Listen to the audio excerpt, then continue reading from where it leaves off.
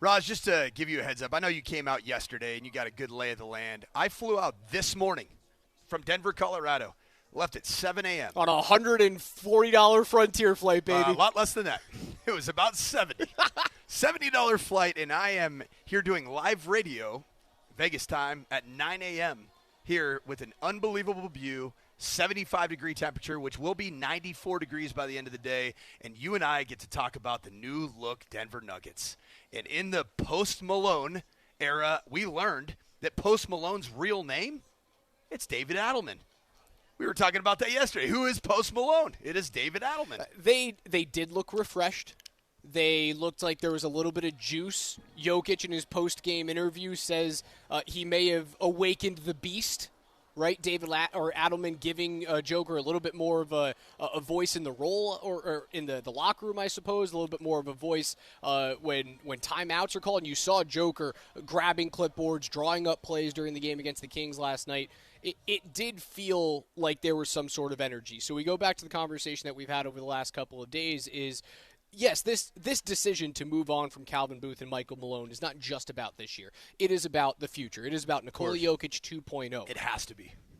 But when Josh Kroenke came out and said to Vic, this is about finding a spark and squeezing some juice out of this season, that's exactly what you need to see last night. Raj, when you heard Josh Kroenke on that interview with our very own Vic Lombardi, what did it remind you of in recent Denver professional sports? When you hear somebody that made a decision to move on from somebody and use the word looking for a spark or the phrase looking for a spark. Think moving on from Russell Wilson, Sean Payton said, Jarrett Stidham is the spark we need. Oh, hold on. I think David Adelman is a far better spark than Jarrett Stidham ever could have been. And I had the same sentiments when I first heard it. I said, this is going to be a very different spark than what is going to end up being a lifetime backup quarterback who's going to be a spark for a Super Bowl winning quarterback in Russell Wilson. What I saw last night was a spark, not necessarily in the form of insane levels of energy from David Adelman. There was oxygen. There was oxygen. There was life to the team. There was life to the team, but there was also room to breathe. There was room to communicate. There was room to operate without maybe a suffocating, domineering leader in Michael Malone, and it allowed for the most important thing that championships always are comprised of, and that's a player-led team.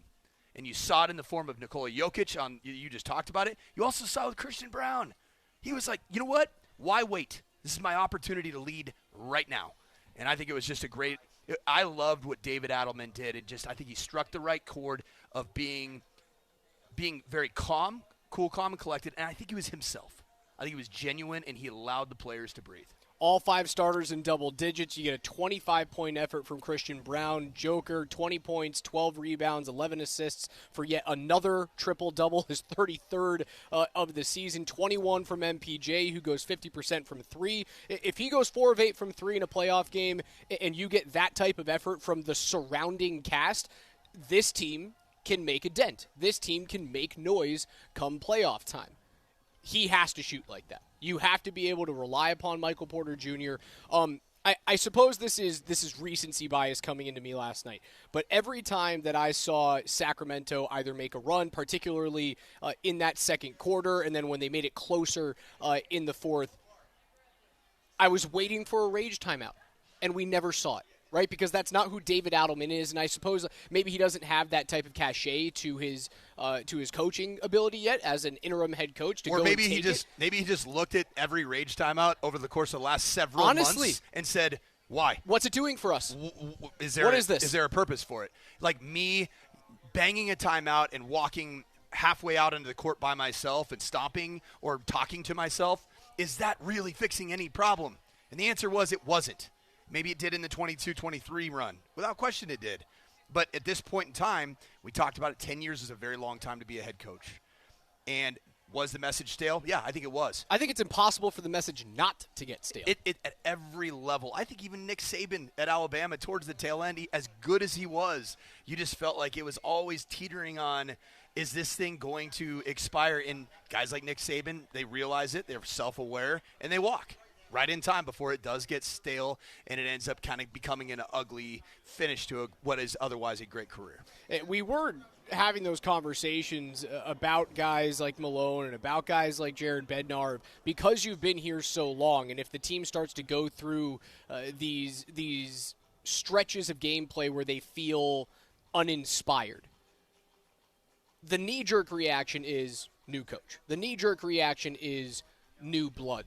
And I think in the NBA it's way easier to do that because of how restrictive the collective bargaining agreement is. In the National Hockey League, I think it's different because you can trade draft picks, and you don't have any of these things where you have protections on first-round picks because you have so much money against your salary cap. I do like how ownership allowed each team this year to go about their business in different ways. And obviously, the Avs and the Nuggets are in different spaces. Unceremonious was the word that's been thrown around the Michael Malone situation. 10 years. NBA championship. He deserves to go out just to hopefully they can get something together. And if you've already made the decision, just wait until the postseason is over and let him go his separate way. What I saw last night, and I know it feels like recency bias, what I saw last night is the reason why you do that. You need to give David Adelman a little bit of runway to see who he is, to see what he is outside of just an interview process. You also need to give Nikola Jokic, Jamal Murray, Aaron Gordon, Michael Porter Jr., your veterans that have been in the NBA for longer than 5 years, the best possible opportunity to be successful because playoff opportunities only come around so often. This is not something that you just say, yeah, it's just another year of playoff basketball. You can kind of waste this one in order to set up the next one. And that's why Josh Kroenke made the decision. And, yes, I think we learned last night that it was more about the utilization of personnel. And also there are some personnel deficiencies. We can't hide from that. That's why Calvin Booth's no longer the head coach. There were some potential scheme issues. Oh, yeah, the general manager. There also potentially were some scheme issues. It almost looked like defensively, was everything completely fixed? Not necessarily. Did it look greatly different, vastly different? No. But it seemed like there was just generally a simplification of the defensive structure. Therefore, the Nuggets were in better position to close out for what has been something that has ailed them throughout the year. And it's not like you're playing against world beaters, right? Sacramento's a still playoff team. They're 2 games under 500. They're a play-in team right now. Play-in team. So do we not use the term playoff? The NBA doesn't. Okay. The league does not. So the Golden State Warriors right now are not a playoff That team. is correct. How about that? You have to win the play-in. You have to get into those top 8 seeds to officially be a playoff team. Is that mind-blowing that the Golden State Warriors are falling upon these hard times right now? It was a bad loss last night.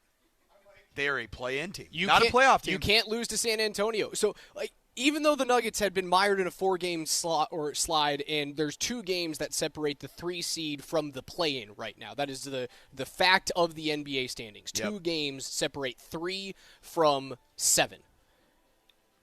They've gotten help along the way, man. That's a big-time win from the Spurs to help you out. Memphis the Memphis game on Friday is everything. Talk about a game with juice now. As in tonight? Oh, no, tomorrow night. Friday. Yeah, so we're not coming off a back-to-back, which is good. For some reason in my mind, I was thinking today was Friday already because I'm near a pool watching in 4K the Masters here. It's so amazing. I got here. I was like, there's no way today's a Thursday. I'm walking through the casino to get here. I'm like, it's a work day. You have to go prep your show. Don't sit down at the blackjack table. You can't do it. Wait. No morning sodas. But Denver's – hey, we will have an Azalea cocktail at the end of the show. I guarantee you that. Denver currently sits in the 4 seed. You do not control your destiny to the 3 because LA whips up on Dallas last night. By the way, Luka walks back into Dallas and drops, 45 last night? What an emotional return for him. Whoa. And what a bad scene if your name's Nico Harris or Mark Cuban. Did you see the two of them? Did you see the shots of Cuban? But Cuban, after the game, goes up to him and gives him a big old hug. Cuban is absolved of sins in this situation. He doesn't call any shots anymore. I think being Mark Cuban in this situation is way better than being Nico. He didn't do this. A fan cam just picked up him just shaking his head as the Fire Nico chants were just raining down. I mean, it was the entire arena in unison. Cuban is absolved of sin in this situation. He just got to be a fan. The reason why he's shaking his head is because he goes, if I was in charge here, That wouldn't have happened. Wouldn't have been. That dude wouldn't have not been under my in watch. purple last night. Which is probably true. The Nuggets sit at the 4 seed right now. They're 1 game out of the 3 with LA. LA, if they do find a way to win one more game, will lock themselves into that 3 seed. But if the NBA playoffs started today, you start at home against the LA Clippers, and that matters. Home court advantage, at least in that first round, matters. I think the Clippers is the easiest matchup that you can have going into that first round. It was a good start to the David Adelman era in the interim, 124-116 over the Sacramento Kings. They'll come back home to face off against Memphis on Friday night.